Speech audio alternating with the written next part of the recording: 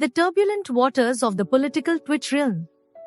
Today, we find ourselves immersed in a ferocious digital duel between Destiny, the king of cold logic and unrelenting analysis, and HasanAbi, Twitch's premier left-wing firebrand, whose antics and affiliations have been called into question. Hasan already calling the attack on Israel today as Iranian retaliation. Par for the course. I don't know if it's maybe Hasan is like ready to retire and he's trying to crash out hard or something, but there should absolutely be people that are spamming the fuck of every single crazy clip that comes out of this dude's mouth. It's actually insane. I realized that the same thing that the Trumples did. The same thing that the Trumples did to the media with that whole Trump derangement syndrome is the same thing that lefties try to do to me in regards to Hasan. The whole like, oh, you're obsessed, so you can't talk about him. If Hasan was anybody else, and we didn't have a personal relationship, I would be talking about him so much more, because it is actually crazy that Amazon-owned Twitch.tv's largest political content creator, who has sole reign over that platform because there are no other political opinions on Twitch besides his own, is allowed to spew terrorist propaganda. Like, that's insane to me. Like, if Twitch would have existed 10 years ago, would Hasan be like watching ISIS videos on stream and like dancing along to it? Is that what he would be showing his friends and saying like, well, ISIS, is trying to resist the U.S. presence in the Middle East. They only exist because of Obama, right?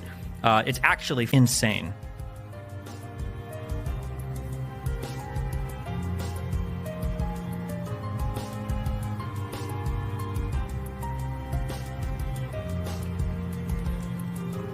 React to this, he now denies all rape on October 7th. Yeah, that's old news. That's because Ryan Grimm and those two other hack journalists did that one thing saying that the New York Times lied about systematic rape. So they basically say they're like, well, maybe one person got raped, but there was no other collection of rape or whatever, right? How the fuck do you open this? What the fuck is this thing? No?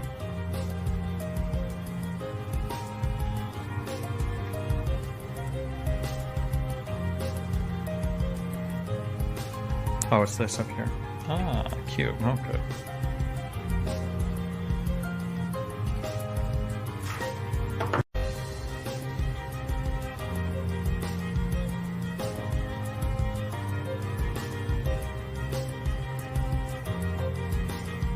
Clancy's not even like a radicalist supporter. The problem is they're all just kind of like, I don't want to say politically retarded, because I don't expect the average person to know anything about politics, but yeah, I don't know, bro. It's insane.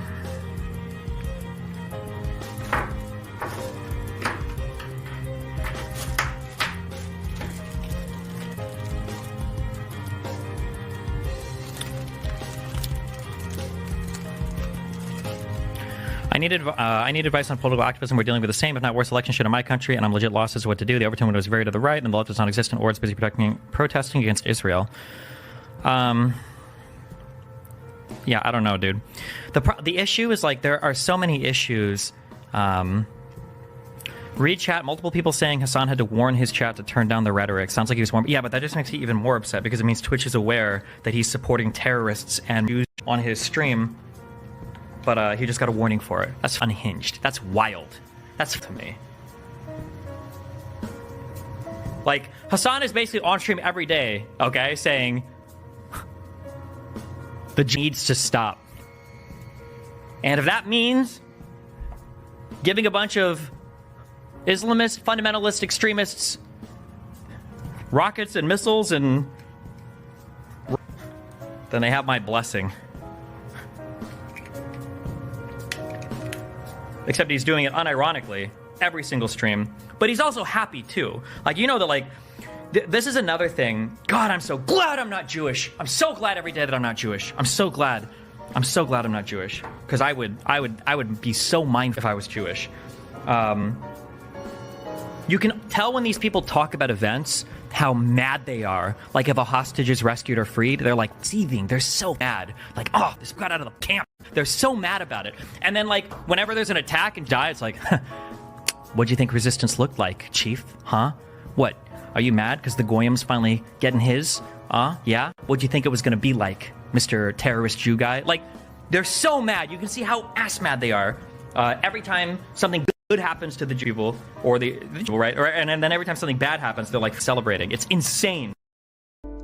But this isn't just a spat between two internet personalities. Oh no, my dear listeners, this is a full-blown indictment of the morally precarious positions taken by HasanAbi and the curious, some might say negligent, tolerance of Twitch, an Amazon-owned giant, towards these incendiary positions.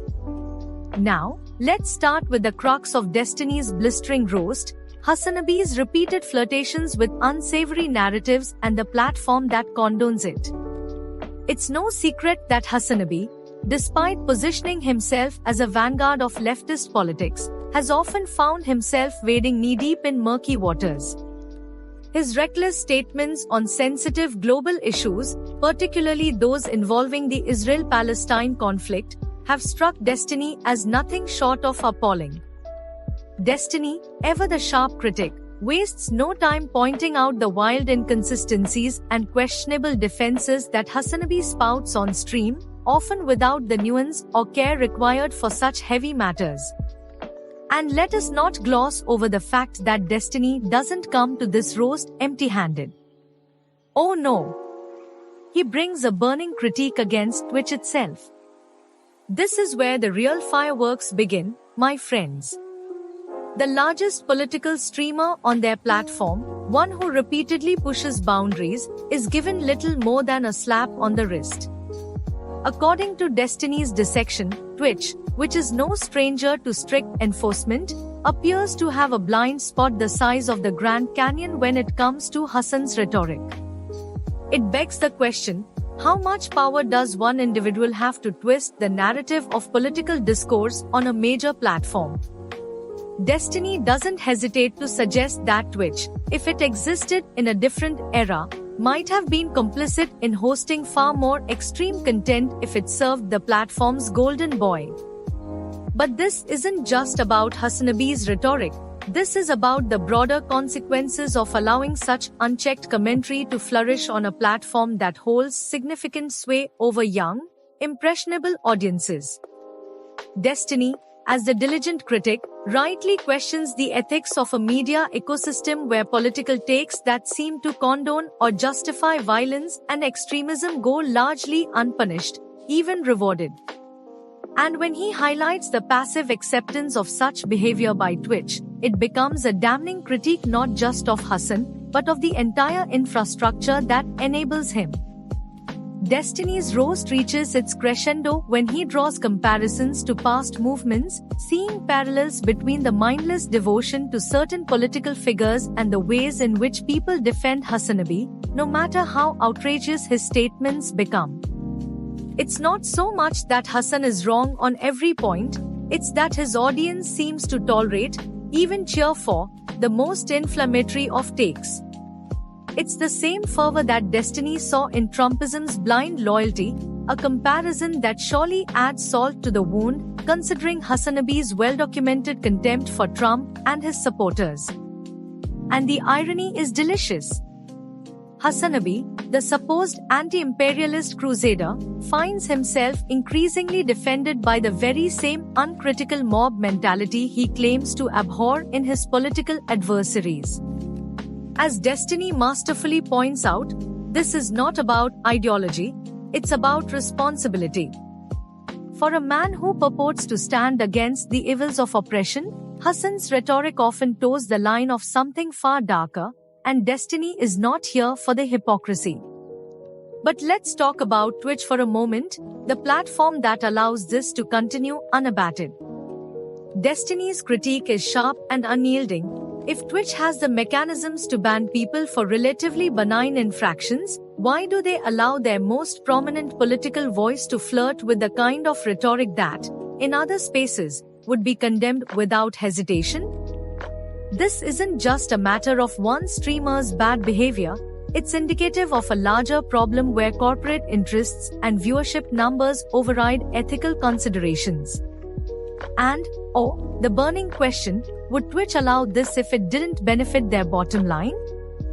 Destiny posits that HasanAbi's immense following and the engagement he brings are simply too lucrative for Twitch to truly enforce their policies.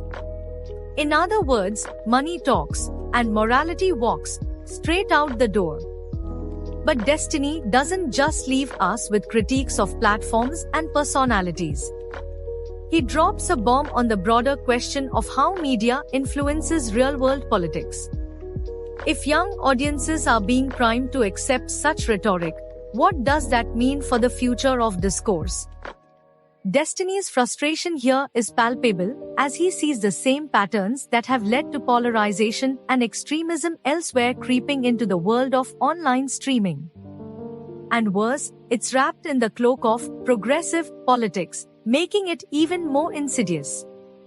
What truly elevates Destiny's rose to the level of a surgical takedown is his assertion that Hasan's rhetoric is often far more dangerous than his audience realizes.